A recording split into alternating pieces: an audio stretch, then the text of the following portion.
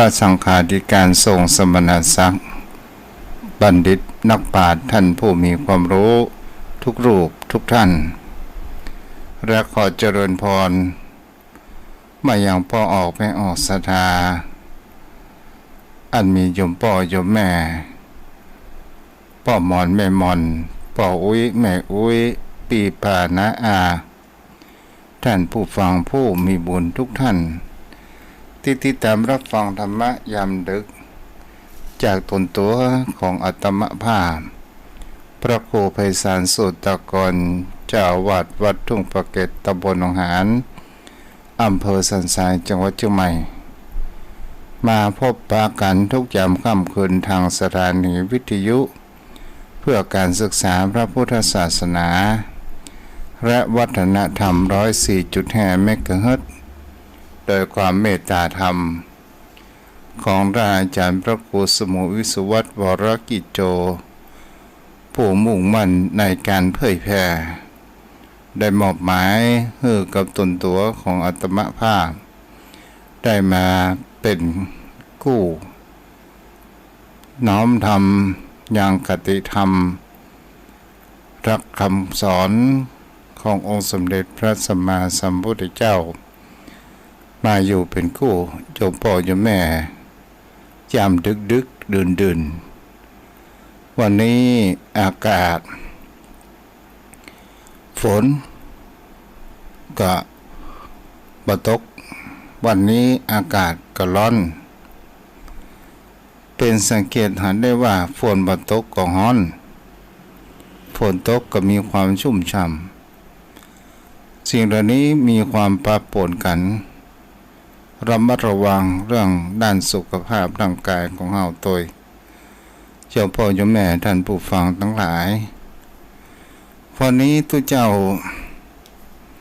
ก็ได้คิดว่าเพิ่นเฮาว่าวิญญาณคนเป็นกับคนตายเป็นกรรมที่คนเฒ่าคนแก่ได้อู้มาว่าวิญญาณคนเป็นนั้นมันบ่มีที่สิ้นสุดบางครั้งตัวเจ้าก็มีความคิดในแย้งในจิตใจว่ามันมีที่สิ้นสุดอย่างใดเพิ่นก็บอกว่าพอวิถีชีวิตของผู้คนเฮาบางครั้งบางคราวบางคนนั้นแกอยู่บ้านเกิดเมืองนอนเพียงแค่ปกี่ปีก็จะต้องพัดพรากลงหอลงเฮือนเพื่อที่จะไปทำการทำงานบางครั้งบางคราวก็ไปปะเนื้อคู่ในต่างถิ่นต่างแดนก็ได้พรากจากที่อยู่ตลอดจนถึงจังหวัดย้ายอำเภอที่ไปอยู่กันอันนี้ก็เป็นสิ่งที่เพิ่นได้สรุปขึ้นมาให้ทุกเจ้านั้นฟังก็เป็นสิ่งที่เรื่องจริงว่าบางคนนั้นบ่ได้กลับบ้านเกิดของตัวเองก็คือไปอยู่ต่างบ้านต่างจองกันบางครั้งบางคราวอยู่บ้านนั้นก็จะต้องเปลี่ยนไปแห่งที่หนึ่งเฮาก็ลองมาสังเกตอย่างกับบุคคลที่ทำงานกรมทางที่ดินหรือว่าหน่วยงานราชการก็ตามกว่าจะได้หยุดได้ยั้งก็ต่อเมื่อมีการวัยเกษียณกันเกิดขึ้นบางครั้งบางคราวก็ไม่ได้กลับมาอยู่ที่บ้านเกิดของตัวเก่านี่เพราะว่าวิญญาณคนเป็นไปเสียทุกสิ่งทุกอย่างนี่ก็เป็นสิ่งที่น่าคิดเหมือนกันแล้วทุกเจ้าได้มาอ่านหนังสือเพื่อที่จะมามาจากกับโยมพ่อโยมแม่วันนี้ทุกเจ้ามาหันเขาว่าพุทธอัจฉริยะของพระพุทธองค์ในการค้นพบกฎสำคัญแห่งธรรมชาติศรัทธาญาติโยมทั้งหลายถ้าเฮากันคร่าวๆจะให้โยมพ่อโยมแม่นั้นเข้าใจว่าโลกใบนี้เนี่ยซึ่งเป็นดาวเคราะห์ไม่ได้เป็นดาวฤกษ์ และก็เป็นสิ่งที่เราจะเห็นได้ว่ามันมีความเคลื่อนไหวอยู่ตลอดเวลาแต่ทำไมผู้คนเหล่านั้นบ่เกิดแห่งความรู้สึกเกิดขึ้นก็เพราะว่าโลกใบนี้มันใหญ่มันก็เหมือนกับเรานั่งเรือลำใหญ่ๆเราจะมามีความรู้สึกว่าเรือนั้นไปโลกใบนี้ก็เช่นเดียวกันมันก็หมุนตัวของมันเองเพื่อที่เราจะเห็นได้ว่าบางครั้งบางคราวก็เหมือนว่าพระอาทิตย์แวดตัวของเรานั้นบ่ใช่เป็นว่าโลกใบนี้มันหมุนตัวของมันเองเป็นสิ่งที่ผู้คนเฮานั้นก็ลองสังเกตเห็นได้บางครั้งบางคราวถ้าว่าทำไมผู้คนเฮานั้นมามีความรู้สึกเฮาก็เหมือนสัตว์ตัวเล็กๆที่มันอยู่บนโลกใบนี้มันก็เกิดมามีความรู้สึกนั่นเองมันก็มีการโคจรดาวฤกษ์ดวงพระอาทิตย์นั้นอยู่สม่ำเสมอนั่นเองโยมพ่อโยมแม่ถ้าเฮามาถึงว่าโลกใบนี้มันก็มีการสูญสลายสูญพันธุ์แห่งชีวิตเกิดขึ้น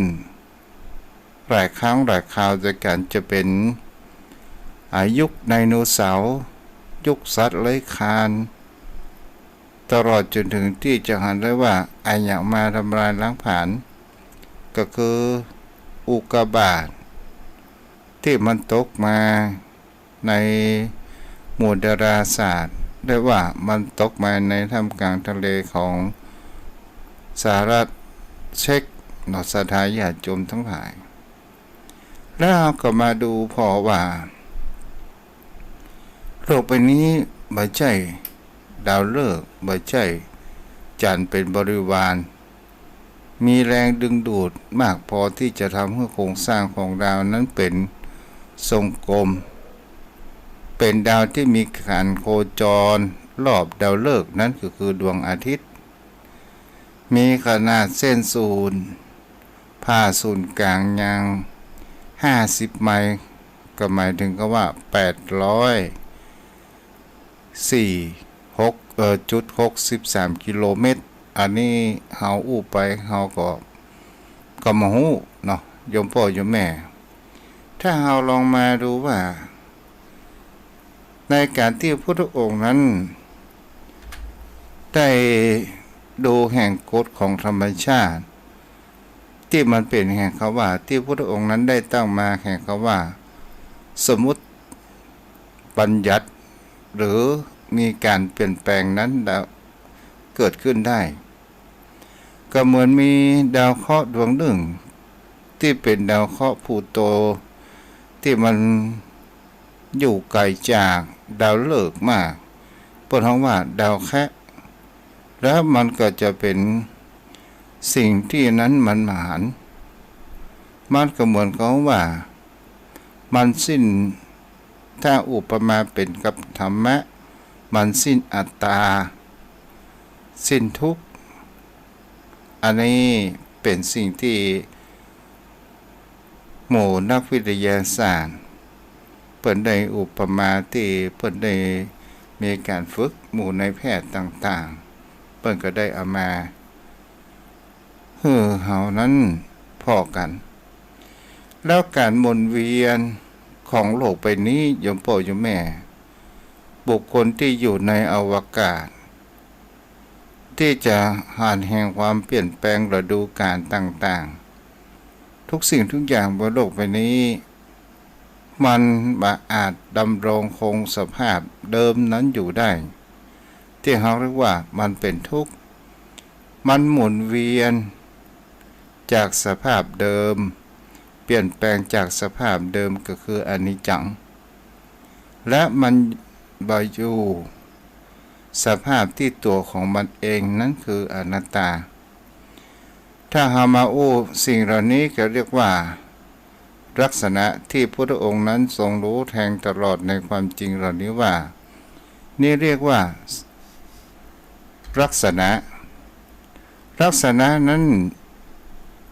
มันมีอยู่3อย่างด้วยกันสามัญลักษณะถ้าว่าเป็นภาษาของพุทธองค์เขาเรียกว่าไตรลักษณ์อนิจจังทุกขังอนัตตาซึ่งมันควบคุมทั้งสิ่งที่มีชีวิตและไม่มีชีวิตจึงทำให้มีการเกิดแก่เจ็บตายทั้งหมดทั้งสิ่งที่เป็นว่าทั้งพืชสัตว์มนุษย์บนโลกใบนี้มันมีอย่างข้อยกเว้นเกิดขึ้นสมณลักษณะเนี่ยโยมพ่อโยมแม่ก็คือแต่ลักษณ์ที่หาหูเข้าใจกันว่าที่พระองค์นั้นได้ค้นพบว่ากฎของธรรมชาตินี้มันเป็นอนิจจังทุกขังอนัตตาที่เราได้เคยรับฟังได้ยินกันมาอยู่บ่อยๆถามว่าทุกสิ่งทุกอย่างบนโลกใบนี้มันมีทั้งคูณและก็เป็นสิ่งที่เราจะหาแล้วว่าบางครั้งบางคราวมันก็เป็นสิ่งที่ไม่อยากจะให้เกิดถ้าว่าบนโลกใบนี้โยมพ่อโยมแม่ถ้าเราเกิดมามันมีการเปลี่ยนแปลงแห่งชีวิตเกิดขึ้นเราก็จะเป็นทารกจูงเหมือนเดิมและก็จะมีความเจริญเติบโตเกิดขึ้นได้ที่เรามีการเจริญเติบโตนั้นเกิดขึ้นได้เรียกว่ากฎของธรรมชาติที่แห่งคำว่าอนิจจังมันมีความเที่ยงแท้มันมีการพัฒนา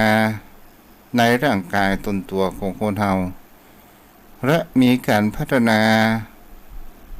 แห่งเซลล์ในร่างกายของเรานั้นอยู่สม่ำเสมอนั้นเกิดขึ้นจนเรานั้นมีความเจริญเติบโตเป็นวัยรุ่นเมื่อเป็นวัยรุ่นมีพละกำลังไว้ทำการทำงานสุดท้ายมันก็จะต้องมีการเปลี่ยนแปลงไปสู่แห่งคำว่าวัยชรานั้นเกิดขึ้นอย่างกับโยมพ่อโยมแม่นั้นได้ประสบอยู่ตลอดจนถึงตนตัวของทุกเจ้าก็ตามจะต้องเผชิญเจอเหมือนกันเพราะว่าในสิ่งเหล่านี้เรียกว่า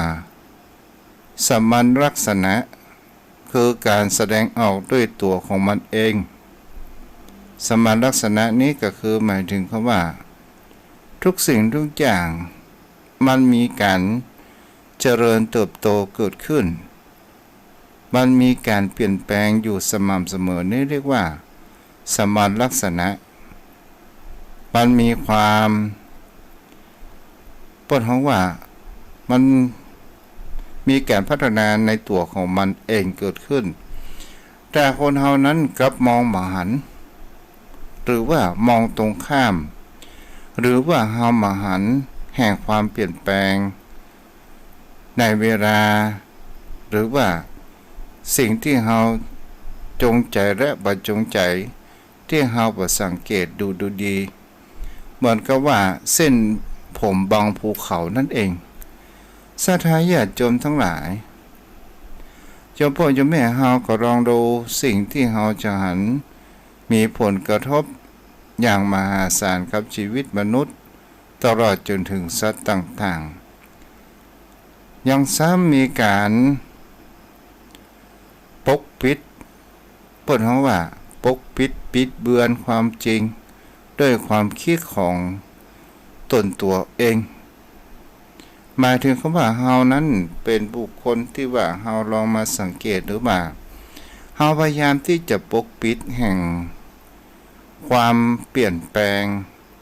ของชีวิตและร่างกายของตนตัวของเฮานั่นเองปกปิดอย่างใดอย่างเช่นถ้าผมเฮางอกเฮาก็ไปย้อมถ้าฟันเฮารุดร่อนเฮาก็ไปใส่ฟันปลอมถ้าหน้าตาของเฮาเหี่ยวยานเฮาก็ไปเซาะครีมนั้นมาบำรุงผิวพรรณนั้นเกิดขึ้นนี่ก็คือการปกปิดทำให้เฮานั้นมหันต์แห่งความจริงนั้นเกิดขึ้นโยมพ่อโยมแม่ก็ลองสังเกตเวลาเฮาหวีผม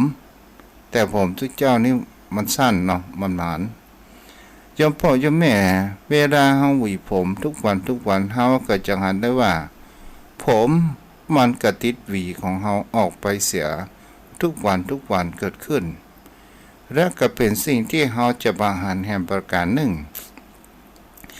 นั่นก็คือการพัดเซลล์ในร่างกายตนตัวของเฮานี้เองยมพ่อยมแม่เฮาลองเป็นคนที่บ่อาบน้ำสัก3 เดือนหรือว่า1 เดือนกลิ่นตัวของตนตัวของเฮานั้นมันก็จะเกิดขึ้นและถามว่ามันมีความสกปรกและก็จะมีแห่งคำว่าขี้ใครมันเป็นของใครขี้ใครขี้ใครศรัทธาญาติโยมทั้งหลายมันก็คือเซลล์ร่างกายที่เฮาว่าขี้ใครมันก็ขี้เฮานี่เองเนี่ยและก็เป็นสิ่งที่เฮาจะหันได้ว่าถ้าเฮาบ่อาบน้ำใครจะเข้าใกล้ตนตัวของเฮาบ่อาบน้ำบ่แปรงฟันเอาไปเอามาจากคนที่คบค้าสมาคมกันเขาก็จะมองเฮาว่านั้นเป็นคนมีความสกปรกและก็เป็นคนที่มาอาบน้ำอาบท่าบางครั้งอาจว่าเป็นบ้านั้นก็ว่าได้แต่คนเฮานั้นเฮาบ่หันอยากก็เฮาอาบน้ำทุกวันเฮาคัดสีชวีวันกันเนี่ยก็คือเซลล์ในร่างกายของเฮานั้นออกไปมันก็มีความเปลี่ยนแปลงไปอยู่สม่ำเสมอนี่ก็คือรักแห่งเขาว่ากฎเกณฑ์ของธรรมชาติที่ว่าเรียกว่าอนิจจังมันมีความเที่ยงแท้และแบบแน่นอนเป็นสิ่งที่ผู้คนเฮานั้นจะหาได้นี่ก็ที่อู้มาในที่นี้เนี่ยโยมพ่อโยมแม่เพราะว่าผู้คนเฮานั้นบางครั้งเฮาปิดบังแห่งความจริงของชีวิตของผู้คนเฮานั้นมันเกิดขึ้นถ้าเฮาไม่ยอมรับความจริงและก็เป็นสิ่งที่บางครั้งบางคราวได้ขายมาอู้ว่าเฮานั้นแก่ถ้าว่าเฮานั้นเป็นแม่อุ้ยพ่ออุ้ยบางครั้งบางคราวเฮาเกิดความเครียดเกิดปัญหาเกิดความทุกข์ใจในการที่เฮานั้นเฮามาหาความจริงในสิ่งที่มันเกิดขึ้นแต่บุคคลที่มีหานแห่งความจริงนั้นเกิดขึ้นก็จะมามีแห่งคำว่าความประมาทในชีวิตเกิดขึ้นตนตัวของเฮานี้เองบางคราวคนเฮานั้นยังชอบมีการฝ่าฝืนแห่งกฎธรรมชาติเกิดขึ้นนี้เรียกว่าคนเฮานั้นมาเห็นสมัญลักษณะก็คือที่เฮาว่ามหันต์ลงศพมหันต์ปรางน้ำตาอย่างนี้บางสิ่งบางอย่างเฮานั้นถูกปิดบังนั้นเกิดขึ้นโยมพ่อโยมแม่เฮาก็เรามาดูสังเกตความเปลี่ยนแปลงของอนิจจังมันเปลี่ยนแปลงอยู่ทุกขณะเวลาและสิ่งที่เฮามาหันเพราะว่ามันมีความต่อเนื่องภาษาพระเรียกว่าสัตติมันมีความต่อเนื่องกันไปอยู่ขณะทุกเวลาและเฮามาหันนั่นเองเหมือนทุกเจ้าได้อู้ว่าคนเรานั้นเกิดมาจะเจริญเติบโตอย่างรวดเร็วนั้นก็คงสามารถที่จะเปลี่ยนไปได้แม้กระทั่งพืชต้นไม้ก็ตามเฮาปลูกวันนี้เฮาจะได้กินผลวันพวกนั้นก็คงจะยากชีวิตของผู้คนเฮาก็ตามโยมพ่อโยมแม่เมื่อเฮาเป็นละอ่อนเฮาก็อยากจะเป็นคนใหญ่เมื่อเฮาอยากเป็นคนใหญ่เฮาจิตใจเฮาก็อยากจะเป็นคนหนุ่มบางครั้งบางคราวเฮาก็ลองมาสังเกตว่าเมื่อใดเฮาเป็นละอ่อนเมื่อใดเฮาจะเป็นหนุ่มเป็นสาวหน้าหล่อเราเอาการมีความแข็งแรงและก็เฮาจะทำมาหากินช่วยพ่อช่วยแม่และก็เป็นสิ่งที่ผู้คนเฮาทั้งหลายเมื่อเฮามีการเจริญเติบโตเกิดขึ้นไปเรื่อยจนถึงวัยชราบางครั้งบางคราวเฮาอยากจะพลิกมาเป็นคนหนุ่มนี่แหละโยมพ่อโยมแม่ นี่ก็เป็นสิ่งที่เราจะหันได้ว่าบางครั้งบางคราวเนี่ยชีวิตของผู้คนเราเนี่ยมันมีการเจริญเติบโตและมันเปลี่ยนแปลงสภาพไปอยู่เรื่อยๆมันมามีอะไรอย่างที่จะคงทนมันมามีอะไรอย่างแห่งคำว่าเที่ยงและผู้คนเหล่านั้นก็ไหลไปสู่แห่งวัยชราแก่เฒ่าจนถึงแห่งเขาว่าบ้านปลายชีวิตนั้นก็คือคำว่าตายในที่สุดนั่นเองแต่ผู้คนเหล่านั้นบางครั้งบางคราวเราจะหันกันได้ว่าทางด้านการแพทย์เพิ่นได้ค้นพบว่าแม้ขณะที่เรามีความแข็งแรงดีวัย30 ปีเพราะว่ากระดูกสันหลังของเราเริ่มจะชราไปก่อนแล้วและเพิ่นค้นพบว่ากระดูกมันเริ่มงอกโดยการถ่ายภาพแห่งเขาว่าเอ็กซเรย์จะหันภายนอกว่าความเสื่อมของกระดูกของคนเฮากระดูกสันหลังเนี่ยเจ้าพ่อเจ้าแม่เฮาก็ต้องสังเกตเมื่อเฮาหนุ่มๆเมื่อเฮามีความแข็งแรงบางคนนั้นก็มีความสูง160ปลาย165 170 175พอเวลาแก่ตัวลงมันเริ่มลดเหลือน้อยลงติ๊กๆอายุของคนเฮากระดูกของเฮานั้นมันก็เสื่อมลงก้อยลงไปสุดท้ายเหลือตัวน้อยเดียวนี่แหละศรัทธาญาติโยมทั้งหลายนี่ก็คือกฎเกณฑ์ของธรรมชาติที่พุทธองค์นั้นได้ค้นพบได้ประสบได้ก็ได้ค้นพบที่เรียกว่าสามัญลักษณะหรือว่าไตรลักษณ์นั่นเองต่อมาเรามาศึกษาดูแห่งเขาว่าทุกขังก็คือตามที่ความหมายที่เรารู้กันว่ามันบ่สามารถที่จะคงทนอยู่ได้มันรวมถึงแห่งคำว่าความกดดันปัญหาความเจ็บปวดทางกายและจิตใจของผู้คนเฮานั่นเองซึ่งเฮาถูกปิดบังด้วยความเคลื่อนไหวหรืออิริยาบถต่างๆจะเป็นอิริยาบถเดินนั่งนอนอะไรอย่างก็ตามมันจะมาปดบังและเฮาจะมาหาแห่งความทุกข์มันเป็นอย่างไรโยมพ่อโยมแม่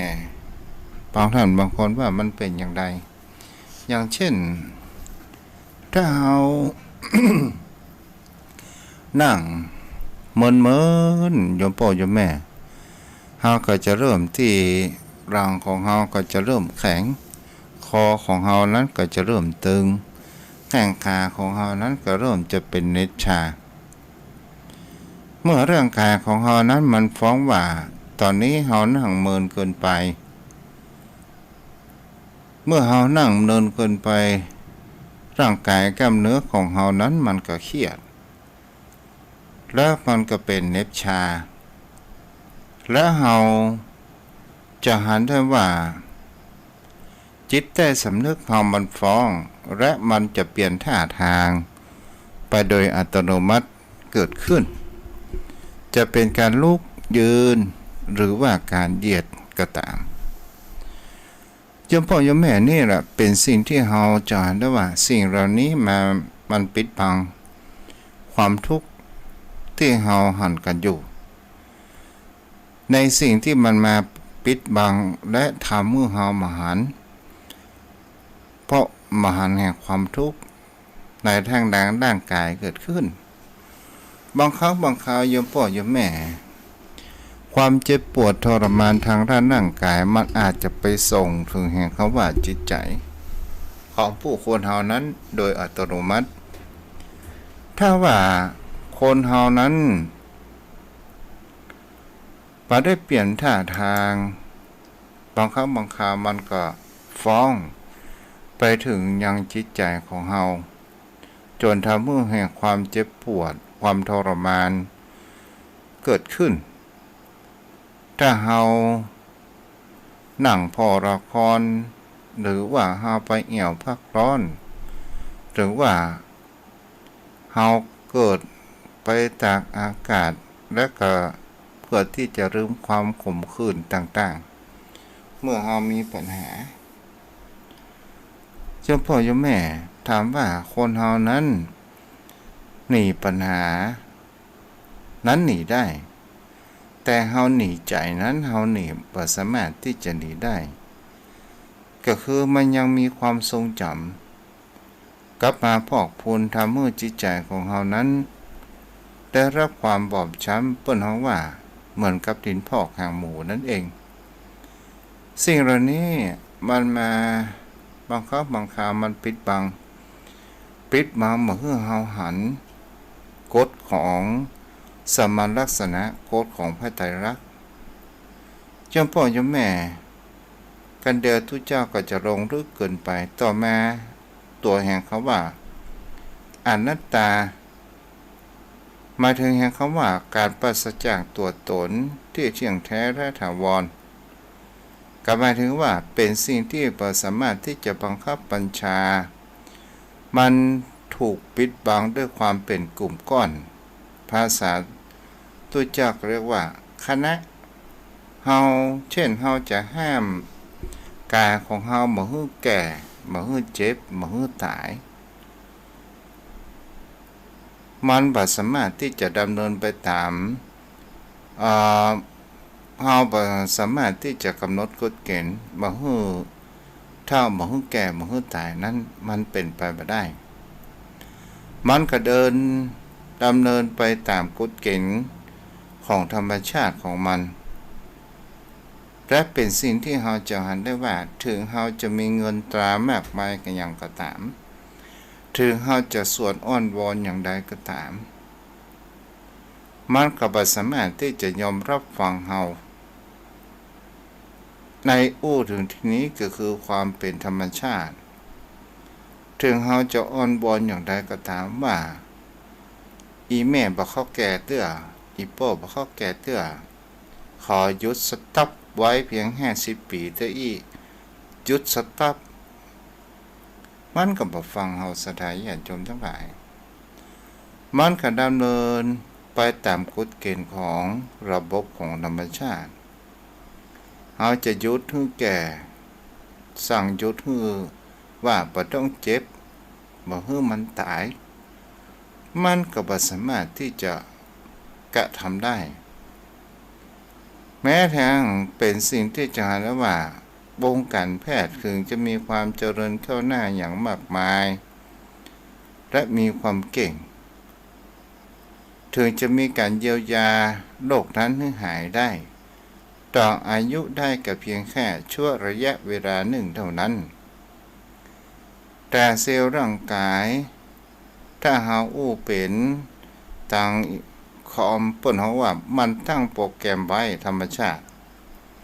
มันตั้งโปรแกรมไว้จนถึงวันที่เฮาจะหมดเวลาอยู่บนโลกใบนี้และเป็นสิ่งที่ผู้คนเฮาทั้งหลายเฮาก็ลองมาสังเกตผู้คนเฮาจะเป็นเผ่าพันธุ์หรือคนต่างประเทศทำไมคนบางประเภทนั้นคนบางประเทศที่มีอายุยืนยาวบางประเทศนั้นมีอายุสั้นบางประเทศนั้นก็มีอายุปานกลางเพราะมันเป็นอะไรอย่างมันเป็น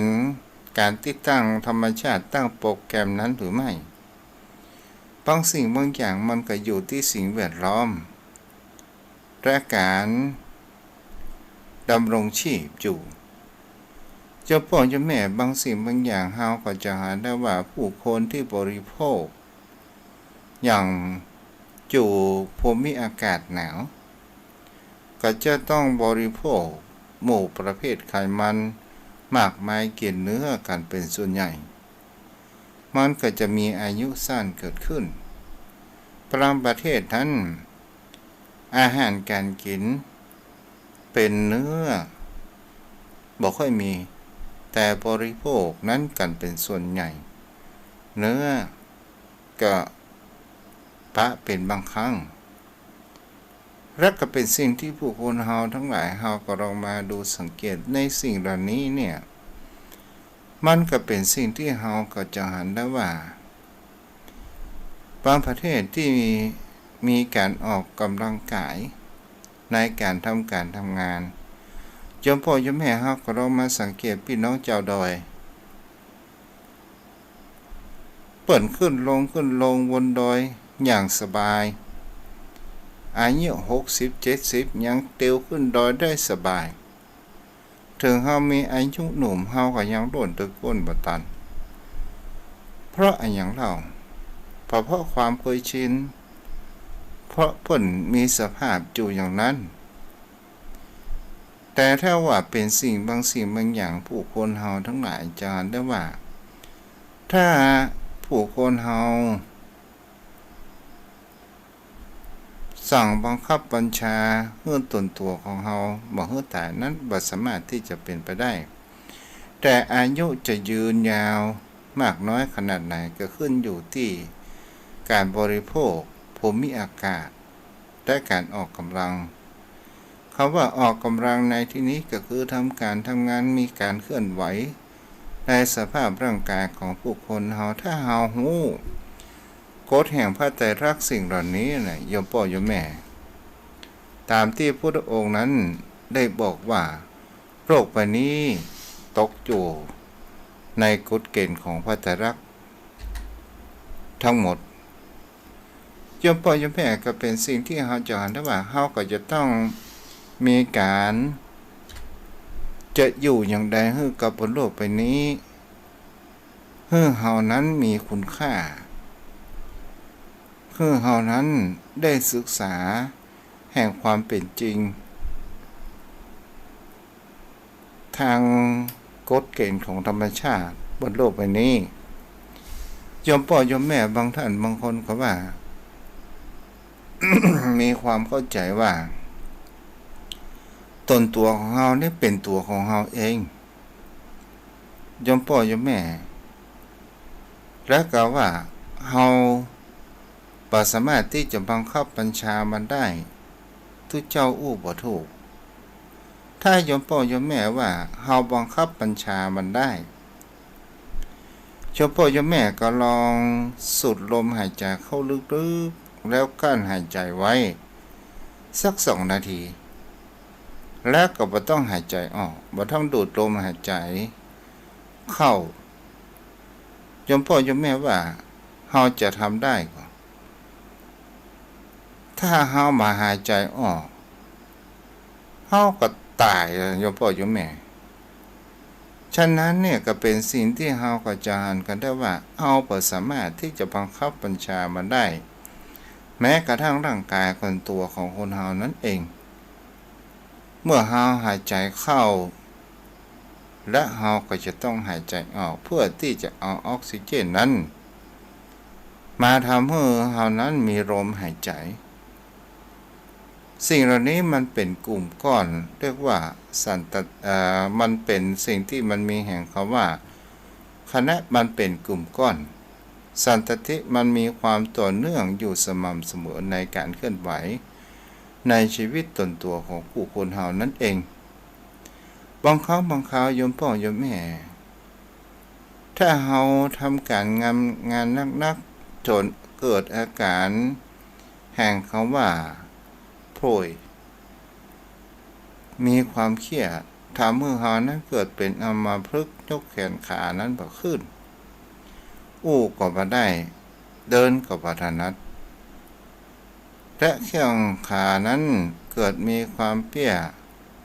นี่ก็คือจะหันแห่งคำว่าไตรลักษณ์ทั้ง3ตัวเลยโยมพ่อโยมแม่เฮาก็ลองดูสังเกตว่าแต่ก่อนนี้เมื่อเฮานั้นมีความปกติดีมันก็บ่มีปัญหาหยัง แต่ว่าโรคภัยไข้เจ็บความดันมาทำให้เส้นเลือดของเฮานั้นแตกทำให้เฮานั้นเป็นอัมพฤกษ์เป็นอัมพาตบางครั้งบางคราวเมื่อเฮาเป็นอัมพฤกษ์อัมพาตข้างเดียวและเฮาก็จะลองสังเกตว่ามันก็จะเริ่มเฮาสั่งซีกซ้ายของเฮานั้นก็บ่ได้ถ้าเป็นไม่ยิงซีกขวาพอใจซีกซ้ายมันก็สั่งมาได้เมื่อมันสั่งมาได้เฮาก็จะหันได้ว่ามันก็เกิดความเครียดมันก็เป็นกลุ่มก้อนเกิดขึ้นสมานลักษณะหรือว่ากฎของพระไตรลักษณ์มันก็เกิดขึ้นโยมพ่อโยมแม่เฮาก็ลองมาสังเกตดูว่าหากคำว่าอนิจจังมันมีความเปลี่ยนแปลงจากเดิมซึ่งจากเดิมจากความปกติมันผิดปกติเกิดขึ้นสิ่งเหล่านี้เฮาก็มันมีความต่อเนื่องเกิดขึ้นที่ว่ามันมีแห่งคำว่าถ้าเฮาพอในเรื่องแห่งอนิจจังแล้วมันก็มีการเปลี่ยนแปลงจากเดิมไปและมันจะมีแห่งคำว่าขาดสัตติเกิดขึ้นขาดแห่งความต่อเนื่องมันก็คือมันมีความต่อเนื่องมันขาดสะบั้นลงไปเฮาสั่งหูทางซ้ายทำเฮาก็บางครั้งบางคราวสั่งได้เพียงแค่กันเล็กนิ้วบางครั้งบางคราวคนเฮานั้นอู้จ๋าอู้กับชัดเจนอ้อแอแล้วสื่อสารมาได้บางครั้งบางคราวก็เกิดความรำคาญเกิดความทุกข์ในจิตใจเกิดขึ้นนั้นก็มีและเฮาก็จะเห็นได้ว่าความต่อเนื่องแห่งร่างกายของคนเฮานั้นก็เริ่มขาดหายไปแล้วเฮามาต่อเนื่องแห่งเช่นเคยเฮาลองมาแต่ก่อนนี่เฮาขยับขยื่นอย่างนั้นง่ายแต่ถ้าว่าเฮาเป็นอัมพฤกษ์เฮาจะเห็นแล้วว่ามันขยับขยื่นบ่ได้และก็เป็นสิ่งที่เฮาจะเห็นได้ว่ามันเฮาจะเห็นแห่งความทุกข์มันเกิดขึ้นก็คือเป็นสิ่งที่มาอาจคงทนนั้นอยู่ได้เฮาจะเห็นแต่ปัญหาเป็นทุกข์ทั้งด้านกายทั้งทางด้านร่างกายและจิตใจหมายถึงอย่างใดเมื่อแต่ก่อนนั้นเกิดมีความเคลื่อนไหวได้ทำการทำงานหาเงินหาทองมาเลี้ยงครอบครัวนั้นได้แต่เกิดแห่งเขาว่าเฮานั้นบ่ดูแลร่างกายสุขภาพร่างกายของเฮาเองปล่อยให้ความดันสูงมีไขมันในอยู่ในเลือดนักแล้วเกิดแห่งความประมาทเกิดขึ้นว่าเฮาบ่เป็นหยังและก็เป็นสิ่งที่ผู้คนเหล่านั้นเกิดความประมาทวันใดวันหนึ่งเฮาเกิดมีความเครียดมีความกัดกรุ่มและเส้นเลือดเฮาแตกนี่แหละมันก็เลยก่อให้เกิดแห่งความทุกข์ทางด้านกายและจิตใจของผู้คนเหล่านั้นเกิดขึ้นเพราะว่าอย่างเล่าเพราะแต่ก่อนนี้เฮาขยับขยื่นได้มาระยะตอนหลังเฮาขยับขยื่นมาได้บางคนก็ปรับสภาพจิตใจยอมรับความจริงมันเกิดขึ้นมันก็ทำเปิดเขาว่ายังทำได้อยู่ยอมรับความจริงมันก็จะเป็นทุกข์และเป็นสิ่งที่ผู้คนเฮาทั้งหลายบนโลกใบนี้เนี่ยใครก็ตามจะเป็นคนมีคนรวยยากจนอยู่ในฐานะอะไรอย่างก็ตามเฮาหันไปแล้วว่าตามที่พระองค์นั้นได้บอกไว้ว่ามันตกอยู่ในกฎของพระไตรลักษณ์ทั้งสิ้นมันมีภัยที่จะชนะถึงคนจะจบวิทยาศาสตร์อะไรอย่างก็ตามมีความรู้ดีอย่างก็ตาม นี่ถ้าเฮาหันกฎแห่งพระไตรลักษณ์กฎแห่งธรรมชาติเฮายังมีเวลาที่จะสรรหารีบขวนขวายกระทำอะไรอย่างให้กับชีวิตตนตัวของเฮาจะเป็นการดูแลสุขภาพร่างกายดูแลจิตใจเป็นสิ่งที่สำคัญและรีบขวนขวายกระทำสิ่งที่เป็นคำว่าเสบียงทรัพย์จะเป็นการให้ทานรักษาศีลภาวนาเมื่อเฮามีปัญญาแสงสว่างเฮาหันโลกแห่งความจริงเกิดขึ้นโยมพ่อโยมแม่จะทำให้เฮานั้นมีความพร้อมและเฮานั้นเปิดห้องว่าเฮาซักซ้อมอยู่สม่ำเสมอนี่เองก็จะทำให้เฮานั้นจะหันแห่งความโลกแห่งความจริงเกิดขึ้นไปต่างๆนานาบางสิ่งบางอย่างมันเป็นสันตติมันเป็นสิ่งที่ต่อเนื่องและบางครั้งเป็นสิ่งที่มันปิดบังตามาเพื่อเฮาหันภาพแห่งความจริงของกฎของพระไตรลักษณ์จำพ่อจำแม่แต่ถ้าว่าผู้คนเฮานั้นขาดสติขาดความรู้สึกผ่านสภาพความเป็นจริงตามที่ว่าเป็นจริงแล้วมันเป็นแต่รักสิ่งที่มันบดบังที่ทุกเจ้านั้นได้อู้มามันก็เปิ้นฮ้องว่าถึงจะซ่อนไตรลักษณ์อย่างไรก็ตามสมานลักษณะมันก็จะเปิดเผยตัวของมันเองเพื่อหันสภาพแห่งความเป็นจริงผู้คนเฮาทั้งหลายบนโลกใบนี้เป็นสิ่งที่ผู้คนเฮาทั้งหลายถ้าว่าเฮามาหันความจริงกฎเกณฑ์ของธรรมชาติกฎเกณฑ์ของธรรมชาติเป็นสิ่งที่มันมีความเปลี่ยนแปลงไปอยู่สม่ำเสมอแต่เฮาบ่รู้สึกตัวอย่างกับบนโลกใบนี้เนี่ยมันหมุนตอนนี้มันก็หมุนทำไมผู้คนเฮารู้ว่ามันหมุนก็คือเฮาจะหันพระอาทิตย์มันเป็นดาวฤกษ์และเฮาก็จะหันมันหมุนทำไมบางคนก็เพราะว่าเฮายังไม่มีความรู้สึกว่าโลกหมุนก็เพราะว่าเฮานี่เป็นส่วนเล็กๆของธรรมชาติของบนโลกใบนี้เหมือนกับเฮาพอโลกตั้งนอกลงมาตั้งรูปอยู่ในจักรวาลถ้าเฮาพออยู่ในอวกาศนี่เด้อเนาะเฮาพอมาแทบจะมาหันตัวของเฮาเลยก็ว่าได้สิ่งที่เฮาหันกันเป็นส่วนใหญ่ก็คือน้ำเฮาจะหันแผ่นดินมันก็มีน้อยนี่เป็นสิ่งที่ผู้คนเฮาทั้งหลายก็ลงมาลองพิจารณากันไปเด้อโยมพ่อโยมแม่ว่าสมานลักษณะมันบ่สามารถที่จะปิดบังกันได้ถึงจะซ่อนเร้นอย่างใดก็ตามสักวันหนึ่งมันก็จะปรากฏเกิดขึ้นสิ่งที่ผู้คนเฮาทั้งหลายก็คือเฮาอย่ามีความประมาทนั้นเอง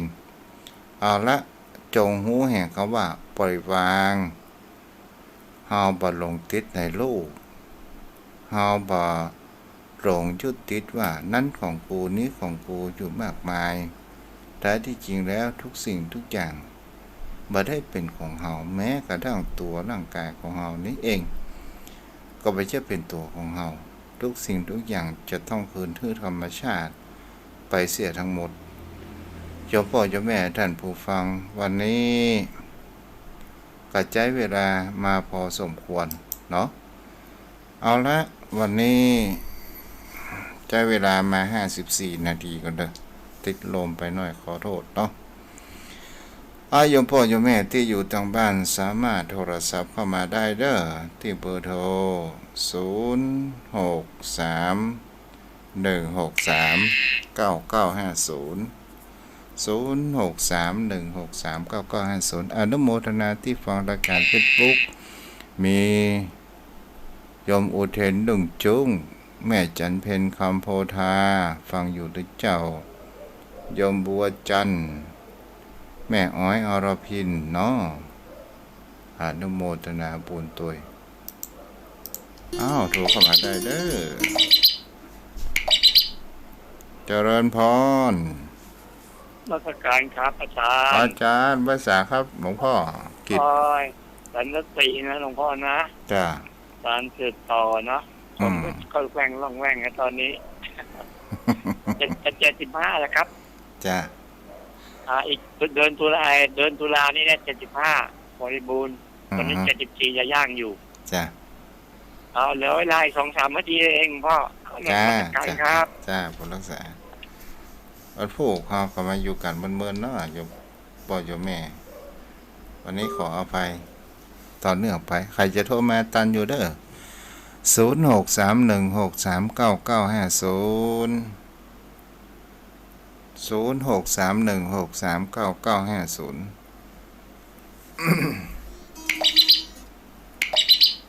เจริญพรแม่ติ๋ม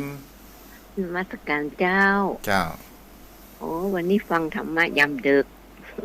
เจ้าเป็นได้พ่องแม่ฟังกับม่วนดีเนาะอันเป็นเดี๋ยวนี้ตั้งอุโมงค์ฝนกำลังอ้อยเน้อจะต้องไปย่าหมออ้อยเจ้าแม่เฮ้ยนี่กำลังจะอ้อยเจ้าดีแล้วจุ่มใจท่านเน้อเจ้าบุญรักษาได้ไหมเด้อเจ้าสาธุเจ้าบุญรักษาแม่นวลยอดคำปัน0631639950เจริญพรพ่อนานครับขอกราบแปลกใจไปสารในเมตตาธรรมท่านพระคุณเจ้านะครับเจ้าท่านพระคุณเจ้าอันนี้จังทุกขังอนัตตามันก็เป็นของมันเช่นนี้แม้แต่ถาดคดจะไม่ได้บังเกิดมันก็เป็นของมันอยู่ดีนะท่านพระคุณเจ้า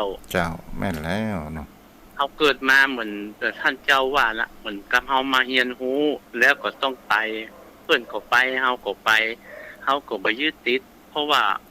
เฮาบ่ได้อยู่คนเดียวในโลกท่านพระคุณเจ้าเปลี่ยนกันอยู่เปลี่ยนกันไปเนาะท่านเจ้าเนาะมันก็เป็นเรื่องธรรมดาของมันท่านเจ้านั่นเป็นกฎเกณฑ์ของธรรมชาติครับไม่มีใครเป็นผู้ชนะครับท่านเจ้าว่าเขาต้องยอมรับว่าเขาอยู่กับธรรมชาติเกิดแก่เจ็บตายมันเป็นเรื่องของมันเองเป็นอย่างมันโดยธรรมชาตินะท่านเจ้าเนาะฉะนั้นเขาจะไปแข่งแย่งชิงดีชิงเด่นจนถาบรรดาศักดิ์กันมากมายไปเพื่ออะไรเนาะท่านเจ้ามันเป็นเรื่องพันธนาการผูกมัดตัวเขามาเขาก็มาตัวบ่ได้เอามาอย่างซากอย่างเขาไปเขาก็ไปตัวบ่ได้ครับ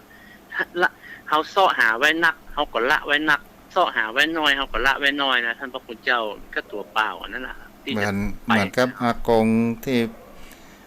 เจ้าของพัดลมที่เพิ่นบริจาคนั้นนะคือเพิ่นหันหาตะลิอันนั้นเพิ่นหันเนาะเพิ่นหันว่าเพิ่นก็สละโป่งฟางนะท่านพระคุณเจ้าเพิ่นก็คิดว่าเอาทำประโยชน์คืนกำไรให้กับคือกับประชาชนนะท่านเจ้าเนาะแม่นละมันได้อย่างโดยไปสักอย่างท่านพระคุณเจ้าเมื่อคิดดูแล้วมันเป็นเครื่องอำนวยความสะดวกและอันของที่เราเสาะมาหามามันบรรเทาความทุกข์ของเราเพียงน้อยนิดแล้วเราก็ต้องจากมันไปเราก็ต้องละมันไว้กูอย่างบนโลกใบนี้ครับพระคุณเจ้าจะแม่นละนั่นก็ยุติธรรมนะท่านคุณเจ้ามาก็มาตัวบ่ได้ไปก็ไปตัวบ่ได้ไม่ได้อย่างซากอย่างท่านเจ้าถูกต้องครับผมขอกราบใส่ไว้ศาลนะครับคนรักษาได้เราโยมพ่อโยมแม่วันพรุ่งนี้เราก็มาอยู่กันต่อเนาะเพราะว่าเวลาหมดเวลาไปเสร็จแล้ววันพรุ่งตอนมื้อแลง5 โมงถึง 6 โมงเด้อวันนี้